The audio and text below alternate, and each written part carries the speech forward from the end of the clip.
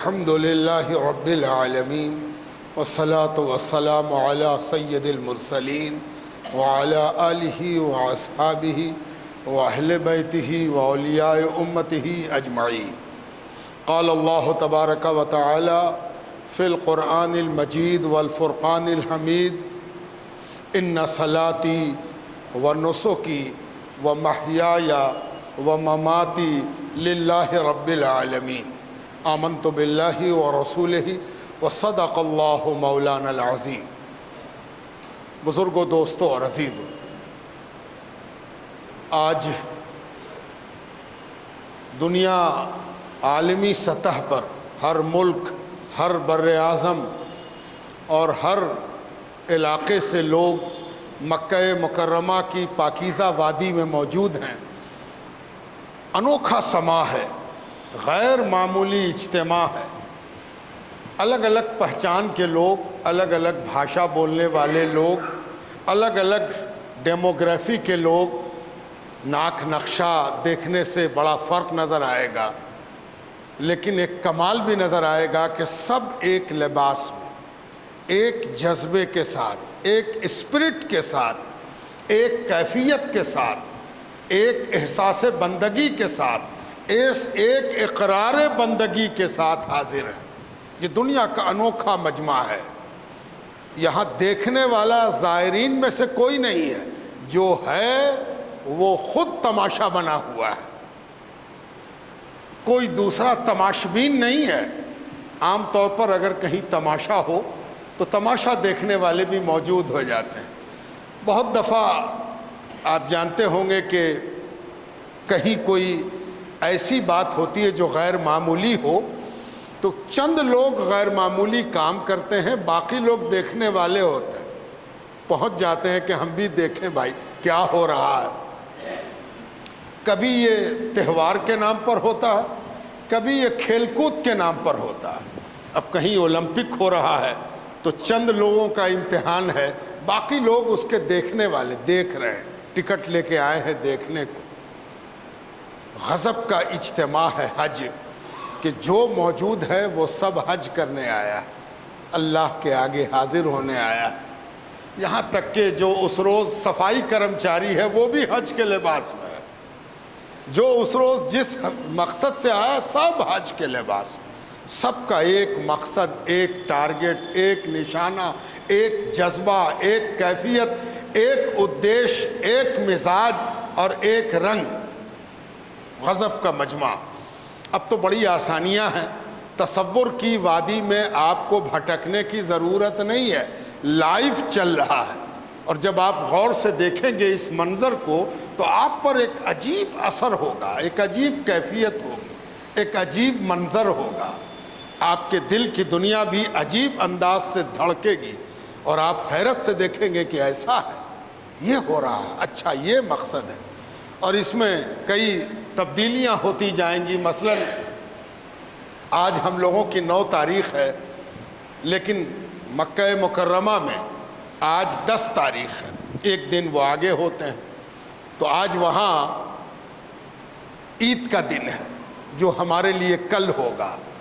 یہ جغرافیائی سچائی ہے، اس سے پریشان ہونے کی ضرورت نہیں ہے۔ ظاہر ہے کہ جب 5000 کلومیٹر کی دوری ہے تو یہ دوری جغرافیائی سطح پر فرق لائے گی، اور اس سے کوئی فرق بنتا بھی نہیں۔ اس فرق کو کبھی بھی پیش نظر نہیں رکھنا چاہیے۔ آپ چاند دیکھیے گا، اپنا کام کیجیے گا، کوئی اور چاند آپ سے پہلے دیکھے گا، وہ اس چاند کا تابع ہوگا، کوئی آپ کے بعد چاند دیکھے گا، وہ بعد میں دیکھے جانے کا تابع ہوگا۔ ایک کو دوسرے سے ٹکرانے یا ایک کو دوسرے کے پیچھے زبردستی لگانے کی کوئی ضرورت نہیں۔ اللہ رب العزت نے جس طرح ایک سورج بنایا ہے، یہاں 2 گھنٹے پہلے نظر آ جاتا ہے، وہاں 2 گھنٹے بعد نظر آتا ہے۔ اگر یہ سچائی ہے کہ سورج کے نکلنے میں 2 گھنٹے کا فرق ہے، تو یہ بھی سچائی ہوگی کہ کل وہاں تاریخ کچھ ہوگی، یہاں تاریخ کچھ ہوگی۔ اس لیے اس پر ذہن صاف رہنا چاہیے۔ اللہ سبحانہ تعالیٰ نے جس تاریخ سے کسی عظمت کو جوڑا ہے، وہ تاریخ جب آپ کو نصیب ہوگی وہ عظمت آپ کے لیے اپنا دروازہ کھولے ہوئے ہوگی۔ تو آج یہاں 9 ہے، کل وہاں 10 ہے، کل وہاں 11 ہو جائے گی، آج وہاں 10 ہے۔ تو آج کا منظر یہ ہوتا ہے، میں تھوڑا سا منظر آپ تو دیکھ ہی رہے ہوں گے، لیکن شاید سمجھ میں نہ آیا ہو تو لذت لینے کو بعض دفعہ واقعہ اس لیے سنایا جاتا ہے کہ سننے والا بھی لذت حاصل کرے، اور اگر واقعہ پاکیزہ ہو تو لذت بھی پاکیزہ ہوتی ہے۔ تو لذت لینے کے لیے میں آپ کو سناؤں کہ آج جو 9 تاریخ ہے وہ کل تھی وہاں، اور کل کیا عالم تھا، سارا عالم عرفات میں جمع تھا۔ عرفات ایک وادی ہے جس میں بیچ بیچ میں کہیں پر اونچی سی پہاڑی ہے، پہاڑ نہیں پہاڑی، چھوٹی سی پہاڑی جس پر تھوڑی محنت سے چڑھا جا سکے، چھوٹی چھوٹی پہاڑیاں ہیں، باقی سمتل میدان ہے، اونچا نیچا، تھوڑا کہیں اونچا ہے کہیں نیچا ہے۔ اتنا بڑا میدان ہے کہ یہ جو 40 لاکھ آدمی ایک موٹے اندازے کے طور پر جمع ہو جاتے ہیں، اس میں 4 طرف سے آتے ہیں، راستے بنے ہوئے ہیں۔ اب تو اتنے راستے بن گئے ہیں کہ 5-5 6-6 راستہ، اور ہر راستہ 4 لین 6 لین اور 8 لین ہے۔ گاڑیوں کے لیے الگ راستہ ہے، پیدل چلنے والوں کے لیے الگ راستہ ہے۔ گاڑی چلنے والے راستے پر پیدل والے نہیں جا سکتے، اس لیے کہ اس میں گاڑیاں چلتی ہیں، لیکن کچھ دیر کے لیے نظام ایسا ہو جاتا ہے کہ سمجھ میں نہیں آتا کہ کیا ہو رہا ہے۔ لاکھوں لاکھ آدمی کی ایک منزل، سارے لوگ عرفات میں پہنچ جاتے ہیں۔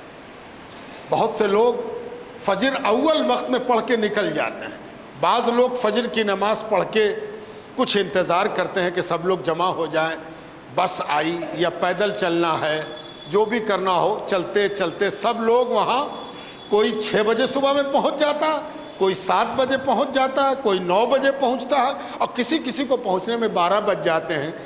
اس میں کبھی اس کی مرضی نہیں ہوتی، حالات ایسے ہوتے ہیں۔ اب سڑک جام ہے تو آپ کیا کیجیے گا، آپ کھڑے ہیں، آپ رکے ہوئے ہیں، کہاں سے چلنا ہے؟ مینا سے چلنا ہے۔ یہ مینا کیا ہے؟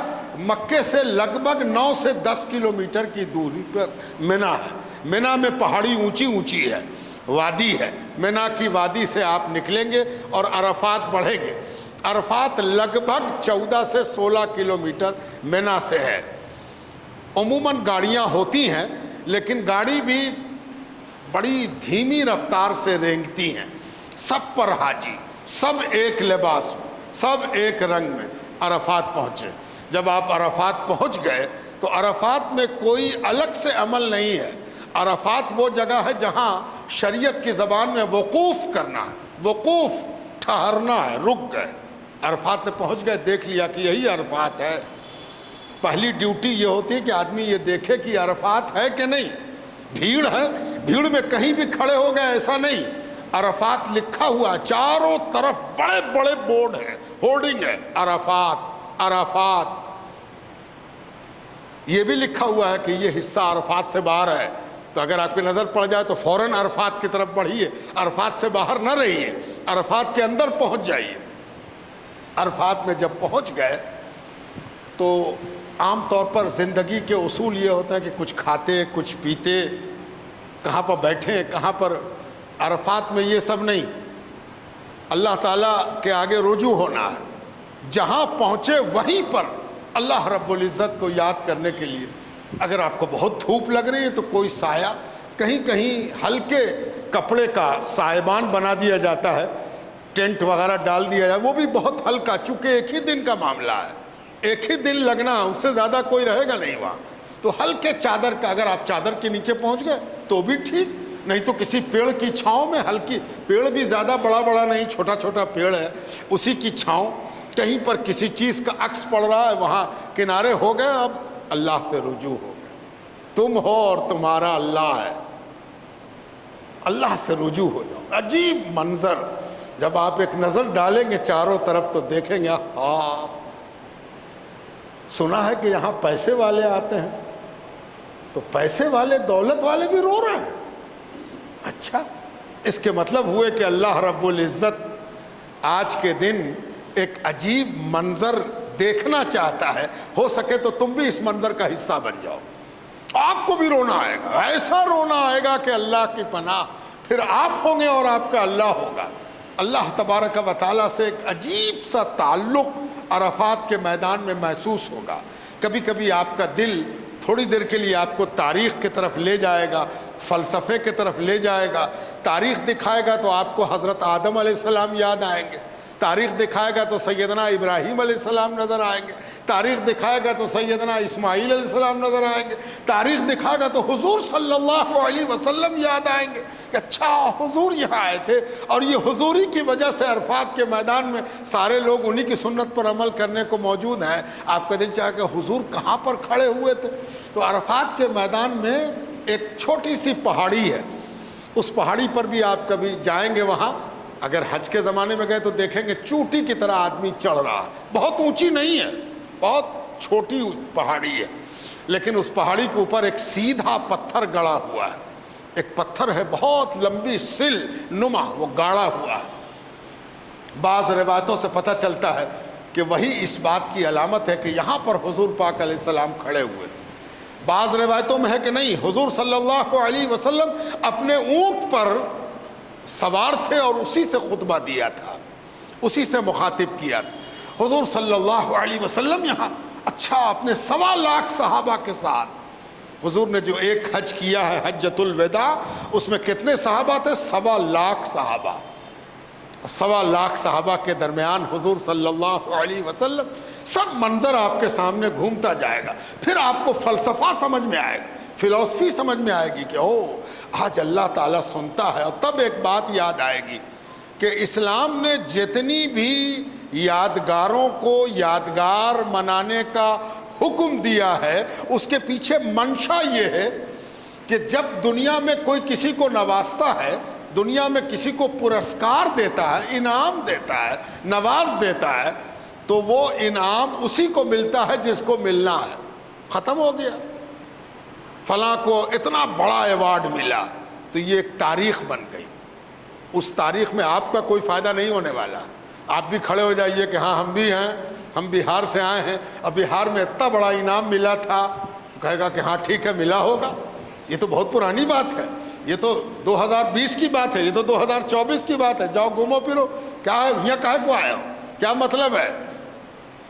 یعنی دنیا میں کوئی بھی کسی کو انعام دے تو وہ انعام اسی کو ملتا ہے جس تاریخ کو ملا ہو، اس کے لیے تاریخ بنتی ہے، آپ کا اس میں کوئی حصہ نہیں ہے۔ زیادہ سے زیادہ آپ یاد کر لیجئے کہ فلاں کو فلاں انعام ملا تھا، فلانی تاریخ کو ملا تھا، امتحان پاس کر لیجئے، آپ کی صلاحیت کا اندازہ ہو جائے، اور کچھ نہیں۔ لیکن یاد رکھیے، جب اللہ تعالیٰ کسی کو نوازتا ہے، جب اللہ تعالیٰ کسی پر مہربانی فرماتا ہے، جب اللہ تعالیٰ کا کرم کسی پر برستا ہے، اللہ کی نوازش کسی پر ہوتی ہے، تو یاد رکھیے وہ نوازش کی ساعت، جس وقت نوازش ہوئی، جس تاریخ کو نوازش ہوئی، جس جگہ پر نوازش ہوئی، وہ سب محترم ہو جاتی، اور وہ سب اللہ رب العزت کے حکم سے، چونکہ اللہ دینے والا ہے، اور جب اللہ تعالیٰ دیتا ہے تو اس کے دینے کی شان یہ ہوتی ہے کہ اگر اس نے غیر معمولی طور پر دیا ہے تو جہاں دیا ہے وہ جگہ متبرک ہو گئی، جس وقت دیا ہے وہ وقت متبرک ہو گیا، جس تاریخ کو دیا ہے وہ تاریخ متبرک ہو گئی۔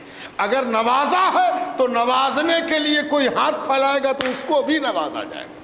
یہ ہے اللہ تبارک و تعالیٰ کی وحدانیت، اس میں بھی یگانگت موجود ہے۔ اللہ رب العزت واحد ذات ہے کہ جب وہ کسی کو نوازتا ہے اور غیر معمولی طریقے سے نوازتا ہے تو اس کی نوازش کی جگہ، تاریخ، سب کچھ اہمیت والی ہو جاتی۔ ورنہ عرفات میں ہمارا تمہارا کیا کام؟ کاہے کو عرفات جاتے؟ اور عرفات میں لاکھوں لاکھ سیدنا ابراہیم کے صدقے میں، سیدنا محمد الرسول اللہ صلی اللہ علیہ وسلم کے صدقے میں، سیدنا آدم علیہ السلام کے صدقے میں بخشے جا رہے ہیں، قبول کیے جا رہے ہیں۔ یہ بہت بڑی بات کا اندازہ ہوا کہ اچھا تو اسی لیے ہم عید قرباں مناتے ہیں۔ کل جو عید ہوگی، حضرت ابراہیم کے ساتھ واقعہ ہوا، وہ اللہ کے خاص بندے تھے، ان کے اوپر اللہ تعالیٰ کی خاص مہربانیاں تھیں، ان سے امتحان ہوا، امتحان کے نتیجے میں ان سے ایک ابتلا اور آزمائش کا معاملہ ہوا۔ اللہ تعالیٰ نے ان سے کہا کہ اپنی پسندیدہ چیز میری راہ میں قربان کر دو، اپنی سب سے پسندیدہ، جس کو تم سب سے زیادہ چاہتے ہو وہ میری راہ میں دو گے، دے سکتے ہو تو دے دو۔ سب سے پسندیدہ چیز آپ نے اندازہ کیا کہ میرے پاس جو چیزیں ہیں، جو سرمایہ ہے، اس میں سب سے پسندیدہ چیز کیا ہے؟ احساس ہوا کہ بیٹا ہے۔ ظاہر ہے ایک اولاد جو دیر سے ہوئی ہے، اللہ کے فضل کی نشانی ہے، اس سے زیادہ پسندیدہ اور کیا ہوگا؟ اور اولاد بھی وہ کہ جب اولاد ماں باپ کے ساتھ دوڑنے لگتی ہے، ماں باپ کے ساتھ چلنے لگتی ہے، تو ماں باپ کی محبت اور بڑھ جاتی ہے، ماں باپ کو بڑی خوشی ہوتی ہے، بڑا احساس ہوتا ہے کہ اولاد میرے ساتھ چل پھر رہی۔ ایسی اولاد جو بڑی صالح ہو، نیک ہو، ہونہار بروا کے چکن چکن پات کہا گیا، وہ بھی ایسی اولاد جس کی ایڑی کی چوٹ سے زمزم نکل آیا ہو، ہے نا؟ ایسی اولاد جس کے چہار طرف سے اس کا مکھ منڈل یہ کہہ رہا ہے کہ یہ نبی کی اولاد ہے اور یہ بھی تاج نبوت سے سرفراز ہوا چاہتا ہے۔ ایسی اولاد کا کیا پوچھنا، اور اس اولاد کے بارے میں کہا جاتا ہے کہ یہ سب سے پسندیدہ ہے۔ ہاں سب سے پسندیدہ، اس کو میری راہ میں قربان کروں۔ حضرت ابراہیم کا وہ جملہ یاد کیجئے جسے میں نے آج گفتگو کا عنوان بنایا، کہ حضرت ابراہیم نے کیا کہا تھا؟ ان صلاتی و نسکی و محیای و مماتی للہ رب العالمین۔ کیا غضب کا جملہ ہے، کیا اعلان ہے، کیا اقرار ہے، کیا کہہ رہے ہیں؟ ان صلاتی، بلا شبہ میری نماز، و نسکی میرا حج، میری قربانی، میری عبادت میں دونوں طرح کی، جس میں نماز بھی شامل، قربانی بھی شامل، حج بھی شامل۔ صلاۃ مانے نماز، نسک کے مانے حج بھی، قربانی بھی۔ ان صلاتی و نسکی، میری نماز، میرا حج، میری قربانی، و محیایا میرا جینا، و مماتی اور میرا مرنا، للہ رب العالمین، یہ تو سب رب العالمین کے لیے ہے، عالمین کے رب کے لیے ہے۔ یہ جو دعویٰ ہے اس کی دلیل ہے یہ، کہ جب یہ دعویٰ ہے تو یہ دلیل بھی لاؤ کہ جو تم کو سب سے زیادہ پسندیدہ ہے وہ میری راہ میں قربان کرو۔ یہ حضرت ابراہیم سے ہی یہ سوال ہو سکتا ہے، اس دنیا وجود میں کسی دوسرے سے نہیں ہوا۔ سیدنا ابراہیم علیہ السلام سے یہ سوال ہوا، اور سیدنا ابراہیم نے اپنے بیٹے کو لٹا دیا۔ آپ جانتے ہیں کہ قرآن کہتا ہے کہ انہوں نے اپنے بیٹے سے کہا تھا، بیٹا، یہ ایسی بات نہیں ہے جو باپ بیٹے سے شیئر کر لے۔ باپ نے بیٹے سے شیئر اسی لیے کیا تھا کہ باپ کو اتنا اندازہ ہو گیا تھا کہ یہ بیٹا بھی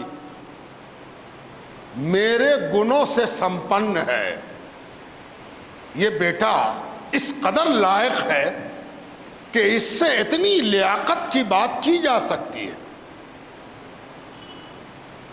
کسی نے بڑی خوبصورتی کے ساتھ کہا ہے کہ کبھی غور کرو کہ اس فرزند کو آداب فرزندی کس نے سکھا دی ہے؟ بیٹے کا ادب، بیٹا کیسے پیش آئے گا باپ کے ساتھ، سکھاتے سکھاتے لوگ تھک جاتے ہیں۔ بیٹا فرما بردار بننے میں چوک جاتا ہے، اینٹ جاتا ہے، اکڑ جاتا ہے، ٹھہر جاتا ہے۔ تو سکھائے کس نے اسماعیل کو آداب فرزندی؟ کس نے سکھا دیا اسماعیل کو آداب فرزندی؟ کہ جب ان سے کہا کہ دیکھو نا بیٹا، اللہ تعالیٰ کا یہ حکم ہے کہ سب سے پسندیدہ چیز کو اس کی راہ میں قربان کریں، تمہارا کیا خیال ہے؟ تم سے زیادہ پسندیدہ تو میرا کوئی نہیں ہے۔ ہائے ہائے کیا جملہ ہے قرآن میں، سبحان اللہ۔ قرآن کہتا ہے کہ سیدنا اسماعیل علیہ السلام نے جواب دیا، ستجدونی انشاءاللہ من الصابرین۔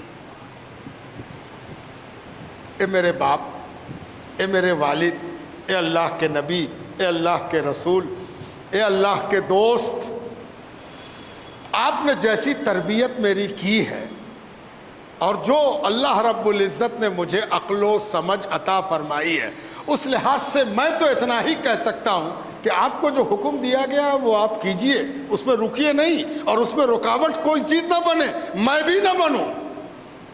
اگر آپ ہم سے جاننا چاہتے ہیں کہ مجھے کیسا لگ رہا ہے، میرا کیا خیال ہے، میں کیا کہوں، تو سنیے، انشاءاللہ من الصابرین، اگر اللہ نے چاہا تو آپ مجھے صبر کرنے والوں میں پائیے گا۔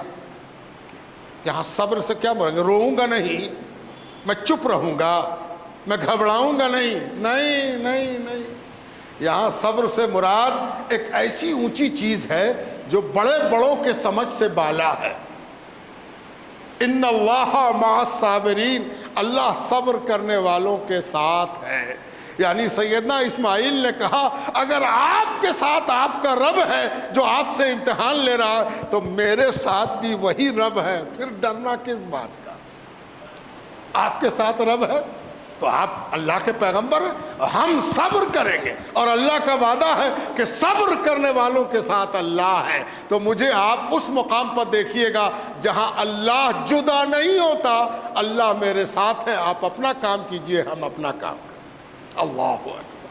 وہ آپ نے دیکھا۔ اب ایک اور بڑی بات ذہن میں رہنی چاہیے کہ جب حضرت ابراہیم نے چھری چلا دی اور جب منظر دیکھا تو اسماعیل بغل میں کھڑے تھے اور بکری دمبا ذبح ہو گیا تھا۔ بکری کی ہی ایک قسم ہے دمبا، دیکھا ہوگا آپ نے، نہیں دیکھا تو دیکھ لیجئے۔ افغانستان میں دمبا بہت ہوتا ہے۔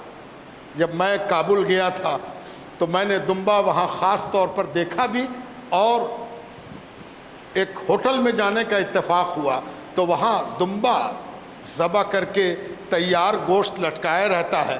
آپ پسند کیجئے گا جس جانور کا گوشت، وہی گوشت نکال کے فوراً بنائیں گے، تیار کریں گے اور آپ کو کھلائیں گے۔ تو میں نے کہا کہ قسمت میری کہ دمبا دیکھنا بھی نصیب ہوا اور دمبے کا گوشت لٹکا ہوا بھی ہے، تو دمبا ہم کو پکاؤ، اسی کو کھلاؤ۔ تو اسی نے پکایا اور میرے سامنے پکا اور ہم نے کھایا دمبے کا گوشت۔ تو دمبا جو ہے وہ حضرت ابراہیم علیہ السلام نے ذبح کیا۔ پتہ نہیں اس کے پیچھے کیا راز ہے۔ ہر راز کو آپ سمجھ جائیے، یہ کوئی ضروری نہیں ہے۔ ہر راز کو کوئی جان ہی جائے یہ ضروری نہیں ہے، لیکن اس راز کو سمجھنے کے لیے آپ کی طبیعت کا حاضر رہنا ضروری ہے۔ ایک راز جانیے، حضرت ابراہیم نے جو ایک بکری ذبح کر دی، اللہ تعالیٰ نے ذبح کرائی، اللہ تعالیٰ کا معاملہ تھا۔ اگر ایسا نہ ہوتا تو آپ میں سے، ہم میں سے کون ان کی سنت پر عمل کر پاتا؟ کوئی عمل کرتا؟ ہم لوگ تاریخ میں پڑھتے اور بھول جاتے، ایسا ہوا تھا، ایسا معاملہ ہوا، بڑا معاملہ ہوا تھا بھائی۔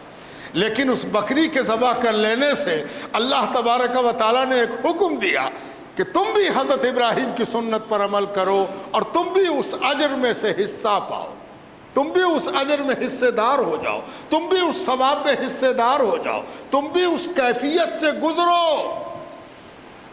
اب ذبح کرنے کا حکم بھی اللہ تبارک و تعالیٰ کے حبیب نے دیا، محمد رسول اللہ صلی اللہ علیہ وسلم نے سکھایا۔ حدیث میں آتا ہے کہ ایک روز قربانی کا موقع تھا، یعنی 10 تاریخ تھی۔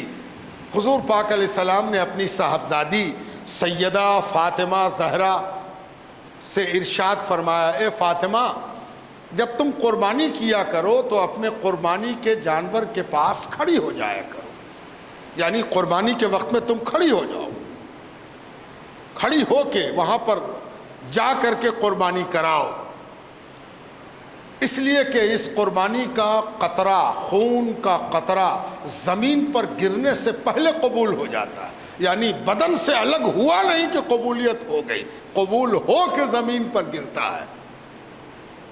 دوسری بات یہ کہ اللہ تبارک و تعالی جانور ذبح کرنے والے کے عمل کو اس طرح قبول کرتا ہے کہ بخشائش فرماتا ہے، اور اس کے ہر بال کے عوض مغفرت ہوتی ہے، بخشائش ہوتی ہے۔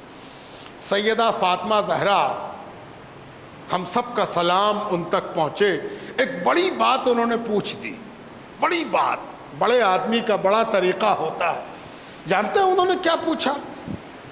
اگر آپ جان جائیے تو آپ کو بے حد خوشی اور ایک احساس ہوگا کہ اہل بیت رسول کس مرتبے کے لوگ ہیں، کس مرتبے کی چیز ہیں، اور ان کو کتنی فکر ہے امت کی۔ سیدہ فاطمہ نے عرض کیا یا رسول اللہ کیا یہ حکم صرف میرے لیے ہے کہ میں قربانی کے پاس کھڑی ہو جاؤں؟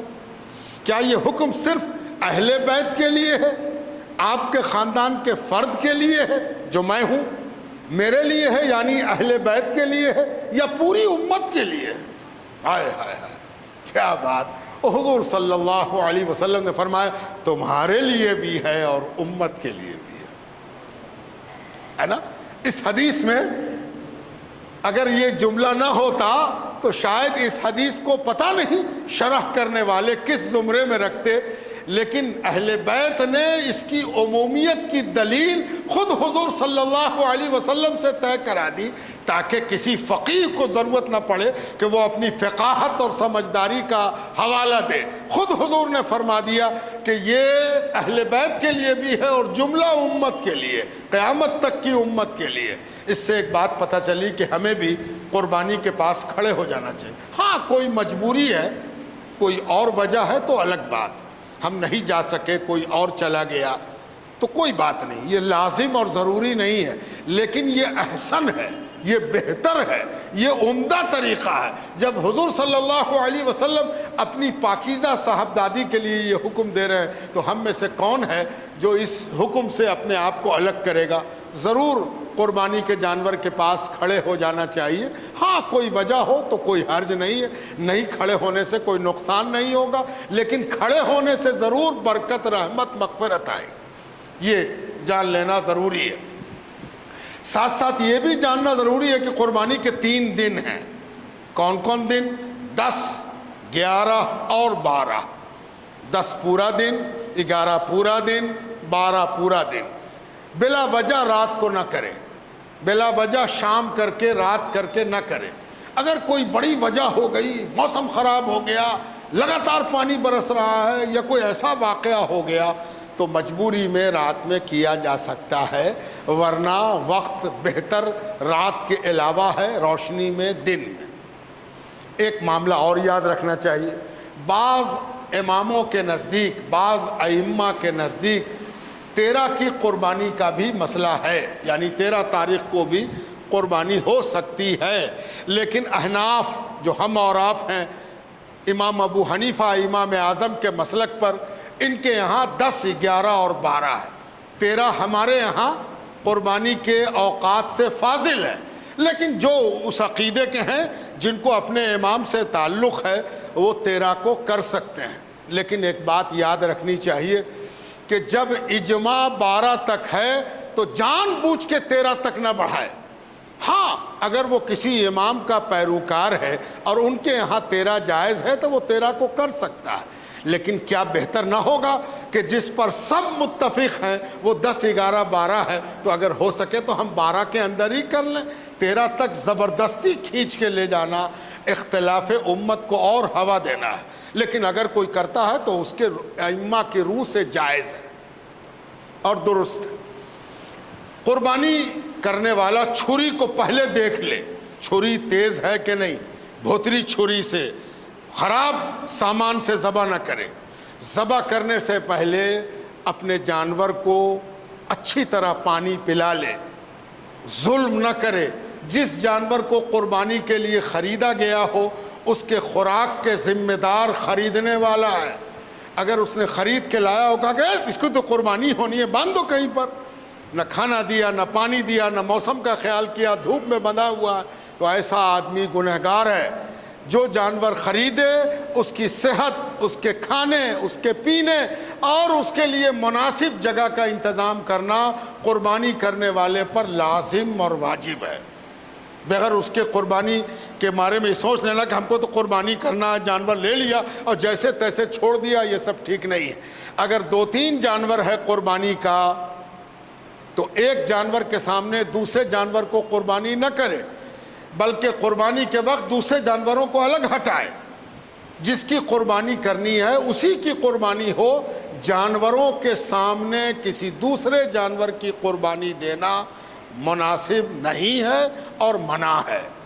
ہاں قربانی کے جانور کو ذرا ظاہری نظر سے، پرائما فیسی، پرتھم درشٹیا ایک نظر ڈالے کہ کہیں پر کچھ کٹا چھٹا ہوا تو نہیں ہے، محنت کر کے نہیں کہ پورے بدن پر ہاتھ پھیر رہے ہیں کہاں پر گلٹی ہے کہ نہیں ہے، ٹانگ موڑ موڑ کے دیکھ رہے ہیں، اس سب کی ضرورت نہیں، ایک نظر دیکھنا ہے گھوم کر کے کہ صحیح ہے کہ نہیں ہے، سینگ ٹوٹی ہوئی نہیں ہو، کان کٹا ہوا نہ ہو، چلنے میں لنگڑاتا نہ ہو، یہ سب چیز پرائما فیسی ہے، یعنی پرائما فیسی ہی دیکھنا ہے، اندر گھس کے نہیں دیکھنا ہے کہ کیا ہے اور کیسا ہے، بس یعنی کسی طرح سے وہ بیمار یا ظاہری طور پر عیب دار نہ ہو۔ اب عیب کہیں چھپا ہوا ہے تو ہم کو عیب تلاش کرنے کی ضرورت نہیں ہے، سامنے میں ایک نظر میں اگر عیب نہیں ہے تو نہیں ہے، ٹھیک ہے، وہ اس میں کوئی دقت اور پریشانی کی بات نہیں۔ بکری اور اس گروپ کی جتنی چیزیں ہیں اس کو اگر آپ ذبح کر رہے ہیں تو آپ کو اس کا خیال ہونا چاہیے کہ سال بھر کا جانور ہونا چاہیے۔ کبھی کبھی دانت نکل آتا ہے اور سال بھر کا نہیں ہوتا، اور کبھی کبھی دانت نظر نہیں آتا لیکن دیکھنے میں لگتا ہے کہ 2 سالہ ہے، 1.5 سالہ ہے، ایک دم فربا ہے، تو اگر فربا اتنا ہو کہ 1 سال سے فاضل کا محسوس ہوتا ہو تو اس کی قربانی بھی جائز ہے، ورنہ 1 سال آئیڈیل ہے۔ بڑے جانور کے لیے 5 سال کی مدت کا جانور ہونا چاہیے۔ ایک جانور پر ایک ہی قربانی ہوگی، بکری پر ایک آدمی کے نام سے ذبح ہوگی، اور بڑے جانور پر 7 نام لیے جا سکتے ہیں، 7 لوگوں کی جانب سے وہ قربانی ہو سکتی ہے۔ اگر الگ الگ 7 لوگ ہیں تو حصہ برابر برابر بٹے گا، اس میں خیانت کرنا، اچھی چیز اپنے لے لیا اور خراب چیز دوسرے کو دے دیا، یہ سب قربانی کے لیے اچھا عمل نہیں ہے، برابر برابر 7 کو دیا جائے گا۔ اس میں کوئی کمی بیشی کرانا، پکشپات کرنا، چپ چاپ سے کوئی حصہ الگ کر لینا، یہ سب درست نہیں ہے۔ عقیقے اور قربانی کو ملایا جا سکتا ہے۔ اگر کوئی سوچے کہ ہم ایک جانور لے رہے ہیں، 7 نام ہے، کاہے نہیں ہم اپنے بیٹا بیٹی کا عقیقہ بھی اس میں شامل کر دیں، تو عقیقہ قربانی کے ساتھ شامل ہو سکتا ہے۔ اس کی دلیل یہ ہے کہ دونوں اللہ کی رضا کا سبب ہے، دونوں اللہ کو راضی کرنے کے لیے کیا جاتا ہے، اور دونوں میں جانور ہی ذبح ہوتا ہے، فرق صرف نیت کا ہے، نیت عقیقے کی، نیت قربانی کی، دونوں میں رضا الہی مقصود، اللہ کو راضی کرنے کی نیت ہوتی ہے، تو اس لحاظ سے قربانی اور عقیقہ ساتھ میں جوڑا جا سکتا ہے، اس میں کوئی حرج نہیں۔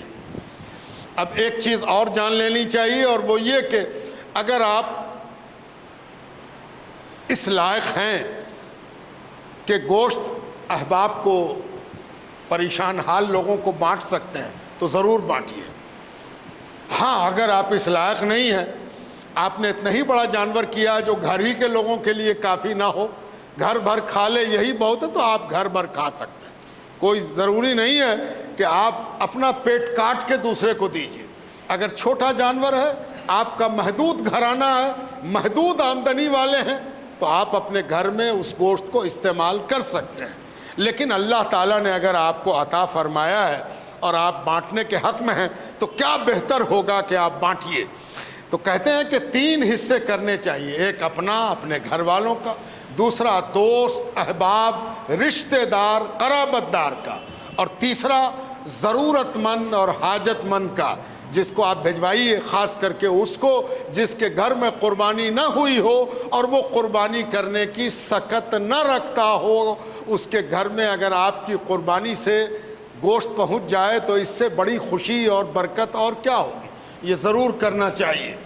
چمڑے کا حال یہ ہے کہ حالات اتنے بدل گئے، نقلی چمڑا اتنا آ گیا کہ اصلی چمڑے کو لائق بنانے کی محنت، اس کی قیمت کو گرا گئی۔ اب تو آرٹیفیشیل لیدر اتنا آ گیا کہ اوریجنل لیدر کو لیدر والا لے جا کے جتنی محنت سے بنائے گا وہ سب بیکار ہو گیا، اور اوریجنل لیدر بنا ہوا آپ کو پسند بھی نہ آئے گا، محنت بھی زیادہ ہوگی، پسندیدگی بھی نہیں ہوگی، اس لیے قیمت بالکل گر گئی، کہیں 20 روپیہ، کہیں 25 روپیہ، کہیں 50 روپیہ، بڑا چمڑا ہے تو 100 روپیہ، 200 روپیہ یہی آ رہا ہے۔ اس لیے اس سے جو آپ مدد کسی کی کرتے تھے اور چمڑا دے کے بہت بہادری سمجھ میں آتی تھی، چمڑا دے دیا تم کو چمڑا دیا، لو لے جاؤ تم چمڑا، یہ اب نہیں رہا۔ تو اگر آپ کسی کو دے رہے ہیں، کسی کو بھی دے رہے ہو، کسی آدمی کو دے رہے ہیں، لے بھائی چمڑا تم لے لے، تو اس کے ساتھ کچھ رقم بھی دیجئے، ورنہ یہ چمڑا اب اس لائق نہیں ہے کہ اس کو مدد کہا جا سکے۔ اگر آپ مدرسے کو دے رہے ہیں تو مدرسے کی رسید بھی ساتھ میں کٹوا لیجئے، 100 200 500 روپیہ جو آپ کی صلاحیت ہے، آپ کو اللہ نے قربانی کے لائق بنایا ہے تو آپ کو اس لائق بھی بنایا ہے کہ مدرسے میں آپ دے رہے ہیں تو ساتھ میں رقم بھی دیجئے، تب جا کے آپ کے دینے کا مقصد اور مفہوم پورا ہوگا۔ ہاں اس بات کا خیال رکھیے کہ اپنے جانور کو اس لحاظ سے دنیا کے سامنے مت لائیے کہ ہاں دیکھو کتنا تگڑا جانور ہم نے خریدا ہے، کیا جانور ہے، اس محلے میں کوئی دوسرا ہوگا ہی نہیں، بالکل ایسا لگ رہا جیسے سٹی میں کوئی اکھاڑا نکلا ہو، فلاں جگہ کا اکھاڑا ہے۔ نہیں، یہ سب باتیں درست نہیں ہیں، اس لیے کہ اللہ سبحانہ تعالیٰ کو اس کے گوشت اور اس کے خون سے کوئی مطلب نہیں۔ اللہ سبحانہ تعالیٰ کو مطلب کس چیز سے؟ آپ کے ارادے، آپ کی نیت، آپ کا وہ جذبہ، آپ کی وہ اسپرٹ جو قربانی کرنے کی طرف آپ کو لگا رہی ہے، وہ آپ کی اصل اسپرٹ ہے اور اسی کو اللہ تعالیٰ دیکھ رہا ہے۔ ایک چیز اور خیال کرنا ہے، ہم جہاں چاہیں قربانی کر دیں، کر دیا، میرا رائٹ ہے قربانی کرنا، کر دیا، اس کے بعد آپ تو ہٹ گئے، تھوڑی دیر کے بعد اس پاکیزہ عمل کا جو فضلہ ہے بچا ہوا، خون، جانور کا سامان، جانور کے بدن سے نکلا ہوا پھینکا ہوا سامان، کھر، کان، یہ سب بے حرمتی اس کی شروع ہوئی۔ بے حرمتی دو طرح کی ہوئی، جانور آ گئے جو اس کو نوچ کے لے جانے لگے، کھانے لگے، یا پھر اس سے بدبو پیدا ہوئی، آس پاس کی ایکولوجی گڑبڑا گئی، واتاورن گڑبڑا گیا، پریاورن گڑبڑا گیا، تب تو بہت مشکل ہے۔ آپ کی ذمہ داری ہے کہ جس قربانی کو آپ کرنے جا رہے ہیں، قربانی کے بعد اس کے فضلات کے سلسلے میں بھی پہلے فیصلہ لیجیے، کیا کرنا ہے، کیسے اس کو دبایا جائے گا، کیسے اس کو حفاظت کے ساتھ رکھا جائے گا، تب قربانی کیجئے۔ قربانی کر کے آپ بری نہیں ہو گئے، آپ نے قربانی کر کے جو ثواب کمایا ہے اس ثواب کا مذاق اڑوا کے آپ عذاب کے بھی حقدار ہو جائیں گے، معاذ اللہ۔ اس لیے قربانی کرنے والے کی یہ ذمہ داری ہے کہ وہ قربانی کرنے کے بعد قربانی کے نتیجے میں جو پولوشن پیدا ہو سکتا ہے اس کو دور کرے۔ یہ ذمہ داری ہے، سب کی ذمہ داری ہے، یہ ضروری ہے۔ کبھی کبھی یہ بھی سوال لوگ پوچھ دیتے ہیں کہ ہم کسی غیر کو دے سکتے ہیں کہ نہیں۔ سب سے سیف سائڈ یہ ہے کہ اگر آپ پکا لیتے ہیں اور پکا کے کسی کو کھلا دیتے ہیں تو اس میں کوئی جھنجھٹ نہیں۔ کیا ہوگے بھائی، کھانا بنا ہوا ہے تم کھا لو گے، اس میں کوئی جھنجھٹ نہیں۔ کچا گوشت دینے میں دو اسکول آف تھاٹ ہے، دیا جائے کہ نہ دیا جائے۔ دونوں اسکول آف تھاٹ پر نظر کرنے سے ایک بات سمجھ میں آتی ہے کہ منع کرنے کے پیچھے صرف ایک بات ہے کہ جب تک نادار لوگ آپ کے سامنے ہیں ان کو پریفرنس دیجئے۔ نادار کو دینے کے بعد بھی آپ کے پاس بچا ہوا ہے تو آپ غیر کو دے سکتے ہیں، لیکن پریفرنس کس کو دینا ہے؟ ان لوگوں کو جو نماز پڑھ کے آئے ہیں لیکن قربانی نہیں کیا ہے، ان کو پہلے دیجئے، ان کے ہاں بھیجئے، ان کو بھیج دیجئے، تھوڑا ہی تھا صحیح، آپ بھیجئے۔ جتنے لوگ آپ کے پاس ہیں ان کی بھی عید کرا دیجئے آپ، پھر آپ کی عید اللہ کرا دے گا۔ یہ اتنا مرحلہ ہے جس کو آپ کے سامنے میں نے عرض کر دیا، اور یہ اس لیے بھی عرض کر دیا کہ یہ ضروری چیزیں ہیں، اور سیدنا ابراہیم اور سیدنا اسماعیل علیہ السلام کے دین پر اکیلے حضور صلی اللہ علیہ وسلم کی امت قائم ہے۔ دعویٰ تینوں کا وہی ہے، یہودیوں کا، عیسائیوں کا اور مسلمانوں کا۔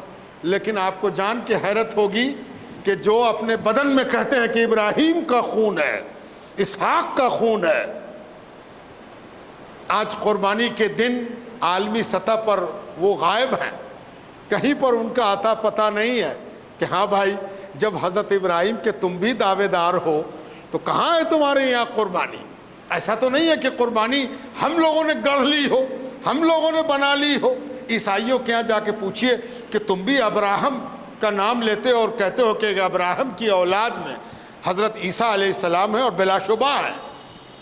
آپ کو معلوم ہی ہے کہ حضرت ابراہیم کی 2 اولاد، ایک اولاد اسحاق علیہ السلام، اور سیدنا ابراہیم علیہ السلام کی دوسری اولاد اسماعیل علیہ السلام۔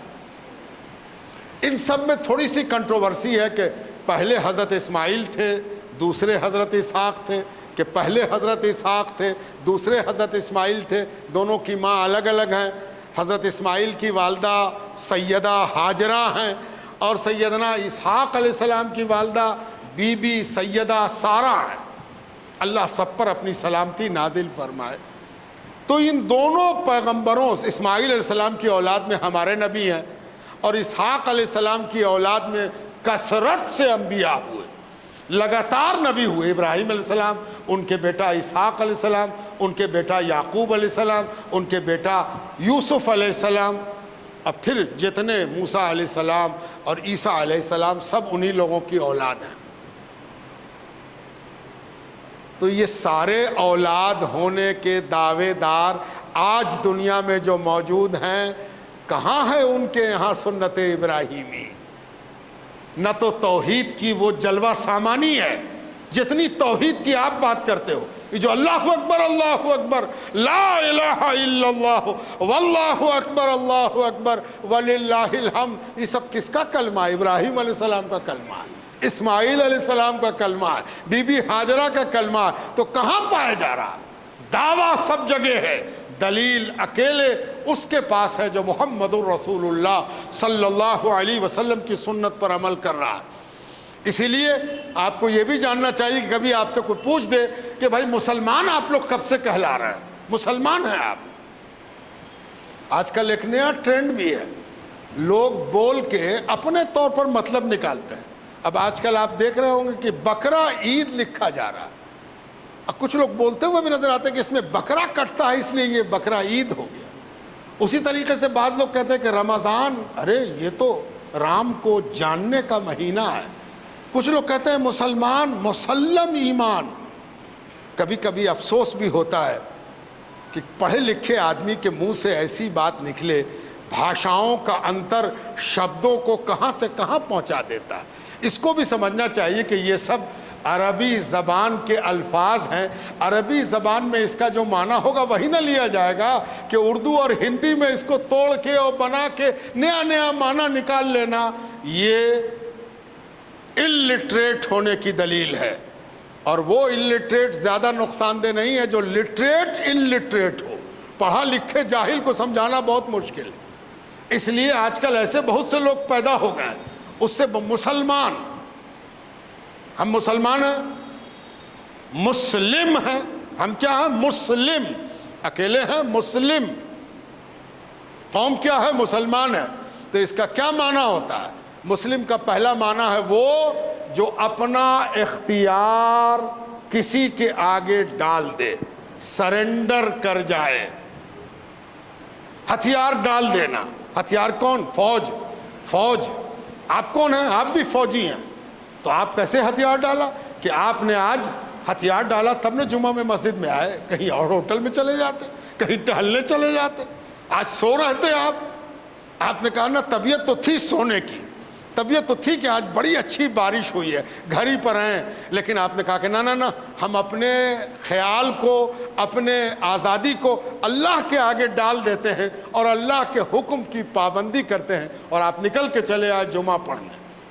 ہتھیار ڈالنا، سرنڈر کرنا، دست بردار ہونا، جو اللہ کے حکم کے آگے اپنا اختیار ڈال دے اور کہے پروردگار جو تو کہتا ہے وہی ہم کریں گے، اس کو مسلم کہتے ہیں، اس کو مسلمان کہتے ہیں۔